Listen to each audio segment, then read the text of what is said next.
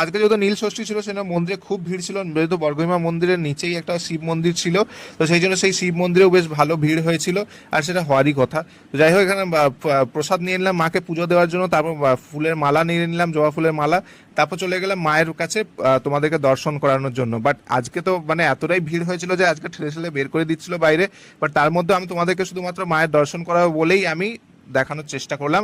And তারপর একটু দেখিয়ে তারপর বেরিয়ে পড়লাম। এই পুজো টুজো দেওয়া হয়ে গেল, তারপর এই মানত করা গাছের কাছে তোমাদেরকে নিয়ে এলাম। এই গাছটা খুব পুরনো, এখানে মানত করে, সবাই মানত করে এই গাছে মানে বেঁধে দিয়ে যায়।